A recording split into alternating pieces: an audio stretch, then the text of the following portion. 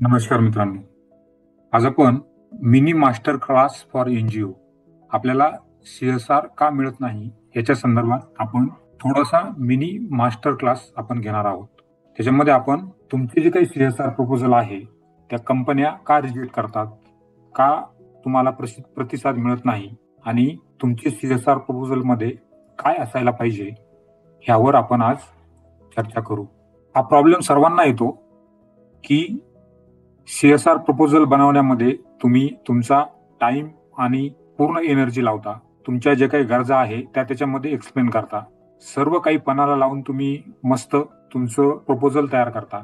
त्याच्यामध्ये तुम्ही आतापर्यंत काय काय काम केलेलं आहे ते पण टाकता. तुम्हाला कशासाठी CSR पाहिजे ते पण टाकता. तरी पण कंपन्यांकडनं काहीही प्रतिसाद येत नाही. असं का होतं?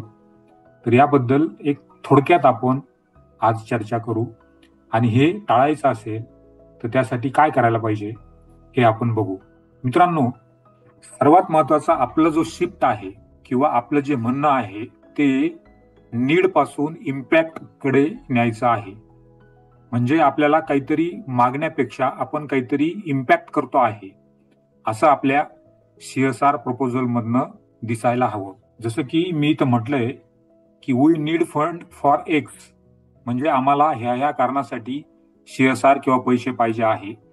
त्याच्याऐवजी आपण आपल्या प्रपोजलमध्ये असं म्हणायला पाहिजे की समजा 1 लाख आपल्याला पाहिजे असतील तर ह्या 1 लाखामध्ये आम्ही 50 ट्रायबल युथ हे इन्कम जनरेटिंग ट्रेडर्स मध्ये कन्वर्ट करणार आहोत, त्यांना ट्रेनिंग देणार आहोत. म्हणजे आम्हाला 1 लाख रुपये पाहिजे असं म्हणण्यापेक्षा ह्या 1 लाखामध्ये आम्ही 50 ट्रायबल युथला ट्रेनिंग देऊन त्यांना स्वतःच्या पायावर उभं करणार आहोत असं शिफ्टिंग पाहिजे.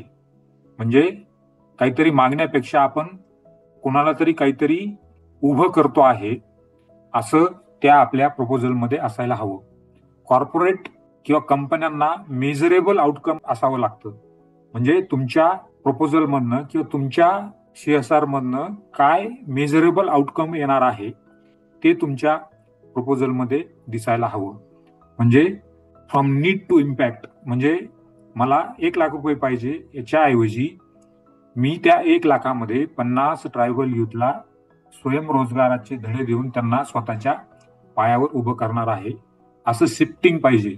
हे एक उदाहरण झालं. तुम्ही त्याच्यासाठी CSR मागत आहे, ती कुठलाही पर्पज असेल तर तुम्हाला त्या प्रपोजलमध्ये असं शिफ्टिंग करणं गरजेचं आहे. दुसरी जी आहे ती ESDG लँग्वेज. हे बऱ्याच लोकांना माहिती नाही की कंपन्यांमध्ये किंवा कॉर्पोरेटमध्ये ESDG लँग्वेज चालते. आता हे ESDG काय आहे तर युनायटेड नेशनने सस्टेनेबल डेव्हलपमेंट गोल काहीतरी डिसाईड केलेला आहे. तुम्ही गुगलवरती जरी सर्च केलं तरी ESDG तुम्हाला युनायटेड नेशनचे दिसेल आणि त्या लँग्वेजमध्ये कंपन्या त्याकडे CSR कडे बघत असतात. आता तुमचे जे काही कार्य आहे, तुम्ही ज्याच्यासाठी CSR मागणार आहे ते त्या ESDG अलाइन असायला पाहिजे, त्याच्याशी मॅच व्हायला पाहिजे. म्हणजे तुमचे जे काही टार्गेट आहे, तुमचं जे काही कार्य आहे ते अलाइन विथ सस्टेनेबल डेव्हलपमेंट गोल. मग याच्यामध्ये काय म्हणायला पाहिजे, समजा एखादा NGO हेल्थ कॅम्प जर रन करत असेल तर ते ESDGच्या लँग्वेजमध्ये good health and well-being target 3.8 achieved in under served blocks, म्हणजे जे काही मागास डिस्ट्रिक्ट आहे तिथे आम्ही ह्या युनायटेड नेशनच्या ESDG 3 मध्ये जे काही गुड हेल्थ आणि वेलबिईंग दिलेलं आहे त्यासाठी आम्ही काम केलेलं पाहिजे किंवा काम केलेलं आहे. तर ह्या लँग्वेजमध्ये तुम्हाला तुमचं प्रपोजल हे कन्वर्ट करायचं आहे. कारण कॉर्पोरेटमध्ये कंपन्यांमध्ये ही ESDG लँग्वेज चालते. जेव्हा CSR देतात किंवा कोणी तुम्हाला तुमच्या सेवा कार्यासाठी फंड देतात किंवा जे काही हाय नेटवर्क इंडिव्हिज्युअल आहे ते सुद्धा डोनेशन देताना ही ESDG लँग्वेज वापरतात. तर ती आपल्या CSR प्रपोजलमध्ये असायला हवी. नंतर आपण जे काही CSR प्रपोजल बनवतो ते खूप मोठं असतं. आता कधी कधी माझ्याकडे लोक CSR कुठून तरी बनवलेलं प्रपोजल असतं ते पाठवतात, 100 पेजेस 200 पेजेस. परंतु जे काही CSR हेड आहे कॉर्पोरेट मध्ये किंवा कंपन्यांमध्ये जे काही CSR कमिटी आहे आणि त्याचे हेड आहे ते खूप बिझी असतात. त्यांना एवढा वेळ नसतो की 100-200 पानांमध्ये तुम्ही काय लिहिलेलं आहे. तर त्याचा एक सारांश एका पेजमध्ये CSR डेक म्हणून तुम्हाला द्यायचा आहे. त्याच्यामध्ये तुम्ही कोण आहात, who you are, what impact you deliver. जसं मी मागच्या स्लाइडमध्ये सांगितलं की आपण काय करतोय याच्यापेक्षा आपण समाजामध्ये काय इम्पॅक्ट करत आहे ते SDG लँग्वेजमध्ये आपल्याला आपल्या CSR प्रपोजलमध्ये यायला पाहिजे. आणि कोणती SDG आहे म्हणजे युनायटेड नेशनने सस्टेनेबल डेव्हलपमेंट गोल मध्ये खूप काही दिलेलं आहे. तर त्याच्यामध्ये कुठल्या याच्यावरती आपण काम करणार आहे ते थोडक्यात असायला पाहिजे. आणि तुम्हाला काय पार्टनरशिप गरजेची आहे त्या कंपनी बरोबर, व्हॉट पार्टनरशिप यू सीक. म्हणजे समजा तुम्हाला रिलायन्सला किंवा टाटाला प्रपोजल द्यायचा आहे तर तुम्हाला नक्की काय पार्टनरशिप करायची आहे हे तुम्हाला एका 1 पेजमध्ये तुमचं CSR प्रपोजल तयार करायचं आहे.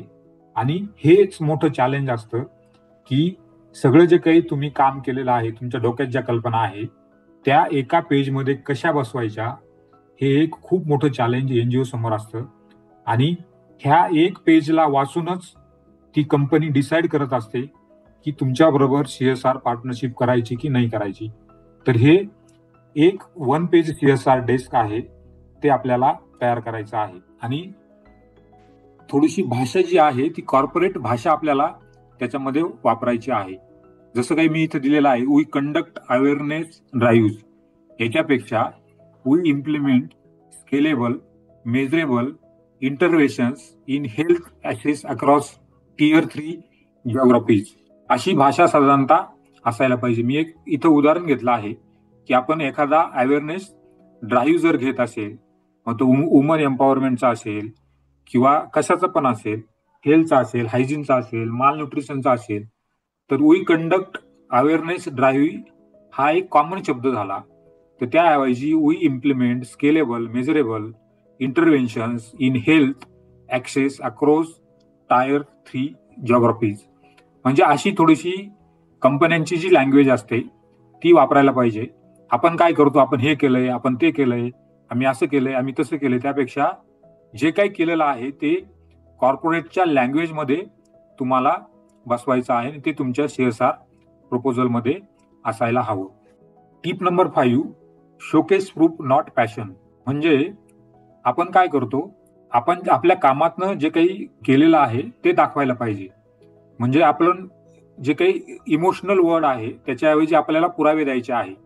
म्हणजे समजा एखादा ओल्ड एज होम चालवत असेल तर त्या ओल्ड एज होमचं इमोशनल अपील केल्यापेक्षा तुम्ही एव्हिडन्स दाखवायला पाहिजे की मी साधारणतः 10 वृद्धांना गेल्या 5 वर्षापासून सांभाळत आहे.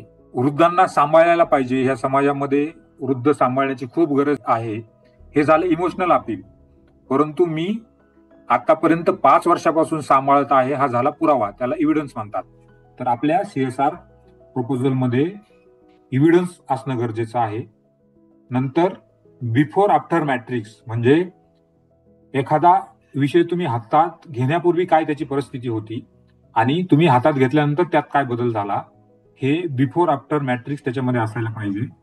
आणि फोटोग्राफ्स आणि फील्ड इम्पॅक्ट, म्हणजे नुसतं CSR प्रपोजलमध्ये मोठी मोठी भाषा वापरून चालत नाही, तर त्याचे फोटोग्राफ्स आणि इम्पॅक्ट सुद्धा असायला हवा.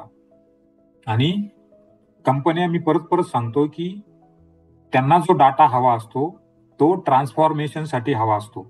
म्हणजे तुमच्या NGO मधनं काय ट्रान्सफॉर्मेशन होणार आहे तो डाटा साधारणतः आपल्याला त्यांच्या भाषेत CSR प्रपोजलमध्ये द्यावा लागतो. तर प्रूफ द्या, नुसतंच पॅशन किंवा इमोशनल भाषा नका वापरू. तुम्ही काय काय केलेलं आहे त्याचा बिफोर अँड आफ्टर असा इम्पॅक्टची स्टोरी किंवा काही फोटोग्राफ्स त्याच्यामध्ये द्यायला पाहिजे. असं मी हा CSRचा जो काही मिनी मास्टर क्लास आहे हा तुम्हाला मी थोडक्यात समजून सांगितला. त्याच्यामध्ये पहिली जी टीप होती, नीड पासून आपल्याला इम्पॅक्ट कडे जायचं आहे. दुसरं जे आहे SDG लँग्वेज त्याच्यामध्ये वापरायची आहे. नंतर 1 पेज CSR डेक आपल्याला तयार करायचा आहे की कॉर्पोरेट लोकांना CSR कमिटीला एवढा वेळ नसतो, तर आपल्याला 1 पानाचं हे करायचं आहे. नंतर कॉर्पोरेटची लँग्वेज वापरायची आहे आणि तुम्हाला प्रूफ दाखवायचा आहे. तर अशा ह्या टिप्स मी तुम्हाला हे छोट्या CSR मास्टर क्लासमध्ये मी दिलेल्या आहे. तुम्हाला जर काही CSR प्रपोजल त्याचं टेम्पलेट वगैरे काही बनवायचं असेल तर मला जरूर तुम्ही कॉल करा. Let us build impact, not just proposal. आपण फक्त प्रपोजल बनवत असतो, परंतु त्यातनं आपल्याला काय इम्पॅक्ट समाजावरती पाडायचा आहे हे तुम्हाला त्यामधनं दाखवायचं आहे. तर तुम्हाला ह्याबद्दल काही मदत लागली तर मला जरूर कॉन्टॅक्ट करा. धन्यवाद.